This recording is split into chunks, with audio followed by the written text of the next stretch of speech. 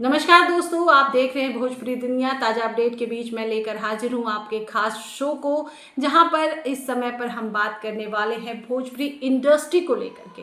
Bhojpuri industry जो कि अभी फ़िलहाल एक ऐसे दौर से गुजर रही है जहां पर इसकी परंपरा, इसकी संस्कृति, इसकी धरोहर हर कोई जानना चाहता है, समझना चाहता है और जुड़ा हुआ भी है, लेकिन साथ कोई नहीं दे रहा।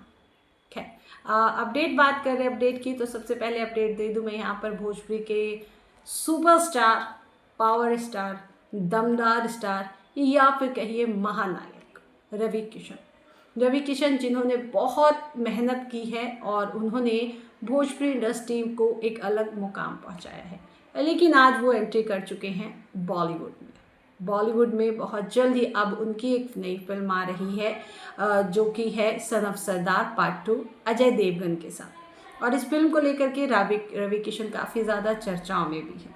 और साथ ही साथ हाल ही में पिछले साल रवि किशन को फिल्म लापता लेडीज़ के लिए अवार्ड से भी सम्मानित किया गया। और इसके बाद रवि किशन ने कहा कि शायद मेरी ज़िंदगी की वो सारी मेहनत अब पूरी तरीके से उसका जो फल है वो मुझे मिल चुका है, क्योंकि मैं आज आईफा के अवार्ड स्टेज पे खड़ा हूँ। ये तमाम बातें रवि किशन ने कही है। अब सन ऑफ सरदार पार्ट 2 को लेकर के जब अभी रवि किशन की चर्चाएं हो रही हैं, तो उन्होंने भोजपुरी इंडस्ट्री को लेकर अपनी चिंता जाहिर की है। उन्होंने कहा है कि अब भोजपुरी इंडस्ट्री को अश्लीलता से बाहर आना पड़ेगा। अब जो गंदे गाने, डबल मीनिंग गाने जो चलते हैं, उन्हें बंद करवाना पड़ेगा।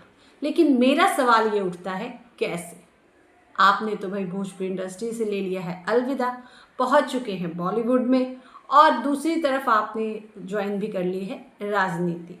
पॉलिटिक्स ज्वाइन करने के बाद आप भोजपुरी छोड़िए, बॉलीवुड में ही अपना समय दे पा रहे हैं, वो बहुत बड़ी बात है। लेकिन आप भोजपुरी इंडस्ट्री के लिए क्या कर रहे हैं? भोजपुरी इंडस्ट्री के लिए आप क्या करना चाहते हैं? क्या सिर्फ कह देने मात्र से भोजपुरी इंडस्ट्री में जो अश्लीलता है या जो भी कमियां हैं, मैं सिर्फ अश्लीलता की बातें नहीं कर रही हूँ, क्वालिटी, क्वांटिटी,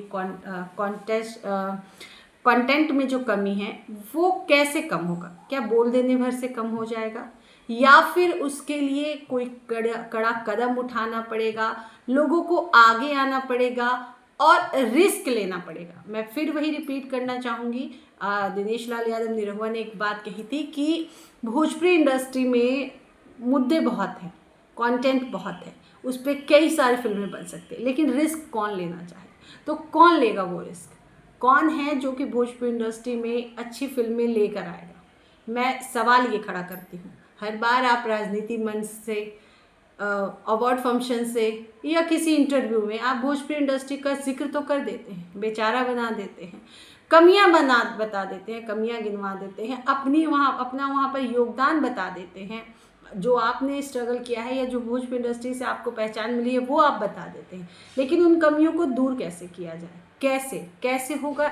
ये सवाल मेरा सिर्फ ये है कि चाहे वो मनोज तिवारी हो, रवि किशन हो, पवन सिंह हो, खेसारी लाल यादव हो, या जितने भी बड़े स्टार हैं जिन्हें आज भोजपुरी इंडस्ट्री में पहचान की ज़रूरत नहीं है, इंट्रोडक्शन की ज़रूरत नहीं है, चाहे एक्ट्रेस में बात कर लूँ, बाकी हेगड़े की बात कर लूँ, रानी चटर्जी की बात कर लूँ, या और भी सारी हीरोइनें, अक्षरा सिंह की बात कर लूँ, जिन्होंने बिग बॉस जैसे बड़े शो में अपना पार्टिसिपेट किया है, उन्होंने अपना योगदान दिया है, लेकिन भोजपुरी में आते ही सब उसी रंग में क्यों रंग जाते हैं?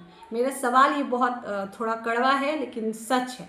तो देखते हैं इस पे रिप्लाई कैसा आता है, रिस्पांस कैसा आता है। मैं तो ज़रूर ये सवाल कर जानना चाहूँगी उन तमाम अभिनेता अभिनेत्रियों से और जनता से भी कि क्या सिर्फ कह देने मात्र से भोजपुरी इंडस्ट्री की जो कमियां हैं वो दूर हो जाएगी? जी नहीं, बिल्कुल नहीं। उसके लिए क्या करना होगा और कैसे करना होगा, ये वही लोग तय कर सकते हैं जो भोजपुरी इंडस्ट्री को समझते हैं और जानते हैं। खैर दोस्तों, मेरा ये मुद्दा आगे आप लोग का काम है इसे और ज़्यादा से ज़्यादा लोगों तक पहुँचाएँ आप, और इस मुद्दे पर बिल्कुल सीरियस तरीके से आवाज़ उठाने की ज़रूरत है। तो अगर आपको भी ऐसा लगता है तो मुझे कमेंट करके ज़रूर बताएं और ज़्यादा से ज़्यादा मेरे इस प्रोग्राम को साझा करें। भोजपुरी दुनिया से जुड़े रहिए ताकि मैं आपके लिए और भी ऐसी जानकारियाँ लेकर आऊँ। और कोशिश मेरी ये है कि मैं आपको भोजपुरी इंडस्ट्री की और जो जानकारियाँ हैं उनके साथ आपको लोगों को रूबरू करवाती रहूँ। तब तक के लिए आप जुड़े रहिए और देखते रहिए हमारा ये प्रोग्राम बात मुद्दे की। नमस्कार।